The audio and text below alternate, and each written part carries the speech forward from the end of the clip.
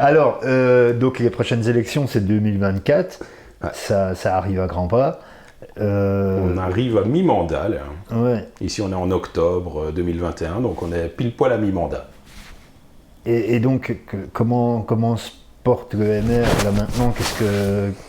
Qu'est-ce que vous visez? Est-ce que réalistement, on peut envisager que vous renversiez la tendance à la Louvière en 2024? Renverser le PS, difficile, hein. Honnêtement. Beaucoup de gens en rêvent.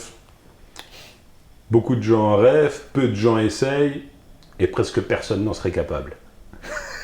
Non, honnêtement. C'est un slogan, ça. Un slogan un peu désappointé, mais réaliste. Déboulonner le PS, sincèrement, ça me semble très ambitieux. Ou alors il va falloir qu'il se déboulonne tout seul. Il l'a déjà fait, hein. Se déboulonner tout seul via des scandales financiers, de la corruption, que sais-je. Mais bon, c'est plus le PS qui perd que nous qui gagnons alors. Mais c'est ce qui s'est passé par exemple à Charleroi. C'était en 2007, tu vois, le scandale de la Carlo-Régienne. Et c'est un petit peu le PS qui tout seul, à cause de ses propres scandales, s'est sabordé, a perdu sa majorité absolue. Et malgré ça, le PS est quand même resté au pouvoir à Charleroi.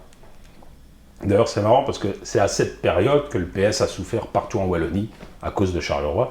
Et c'est à cette époque que le MR a enfin réussi à monter au pouvoir à la Louvière. Pas parce que le MR avait cartonné, notre score avait pas beaucoup évolué en fait, honnêtement. C'est juste que le PS avait perdu sa majorité absolue. C'est ça l'histoire. Le PS, pour la première fois, avait besoin mathématiquement d'un partenaire pour gouverner.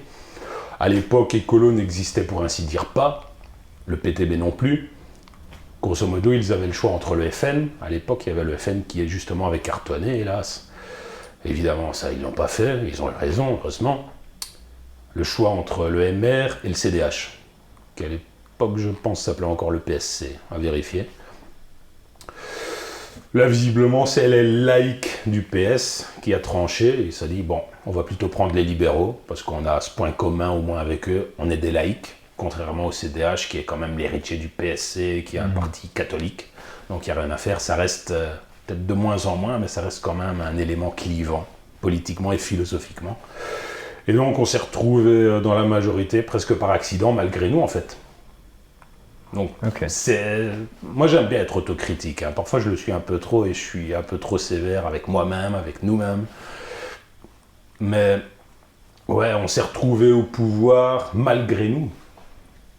Pas grâce à nos mérites, mais grâce aux échecs du PS Carolo qui a nui aussi au PS Louviérois qui avait perdu sa majorité.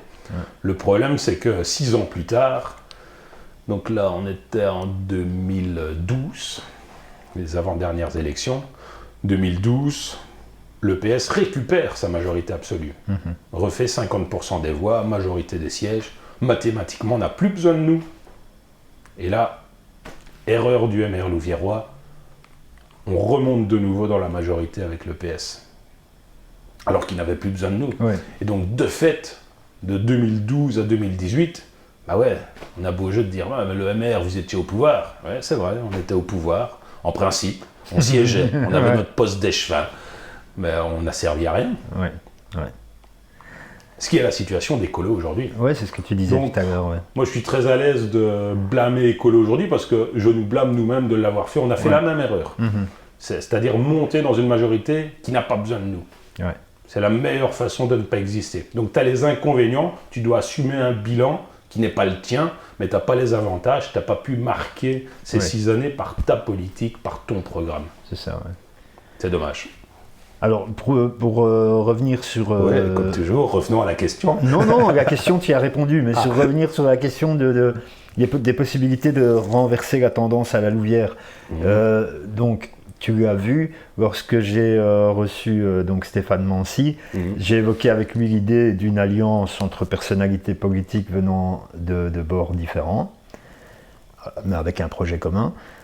Qu'est-ce que toi, tu en penses? Est-ce que toi, tu tu serais prêt à t'allier avec des gens de gauche et créer une liste comme ça? Quand tu me poses la question, tu me poses la question personnellement à moi, Source David, en tant qu'individu, Oui. ou tu me poses la question en tant que représentant du MR? Non. Est-ce que le MR serait prêt à faire Non, une non, grande non, liste non, commune? non. Toi, donc, David Source, est-ce que tu serais prêt, donc, par exemple, quitter le À MR participer. et créer Non. une liste avec des gens qui viennent d'horizons différents et qui ont Non, un projet pour deux commun? raisons. Non, parce que du coup, moi je t'ai dit, j'ai pas envie de faire carrière en politique. Donc, pour les quelques années où je vais m'y impliquer, humblement, c'est pas pour rentrer dans un parti, puis déjà le quitter pour aller sur une liste commune. Franchement, si je fais ça, j'arrête tout de suite et foutez-moi la paix avec la politique. Hein. Donc déjà pour ça, je ne quitterai pas le MR. Ok. Et deuxième raison, parce que je pense vraiment que ça sert à rien, ce serait une liste fourre-tout en fait. Parce que sincèrement, tu peux trouver des points d'accord entre tout le monde, concrètement. Mhm. Tu sais, tu pourrais trouver des points d'accord entre Zemmour et Mélenchon en France. Mais oui, ils en ont certainement. Oui, oui, Déjà, oui. c'est con, mais c'est deux souverainistes. Enfin, on va pas faire de la politique française, mais tu peux trouver des points de convergence, même entre des opposés. Mais de là à faire un programme commun, non. Enfin, qu'est-ce qu'il y aurait comme exemple? Mais Une liste commune avec des gens de gauche ou même d'extrême gauche, et je dis pas ça comme une insulte, c'est juste factuel, ils sont plutôt d'extrême gauche, des Stéphane Mancy, des Anne Lowenthal. Voilà. Au niveau communal, une question qui pourrait se poser, logement social, qu'est-ce qu'on fait?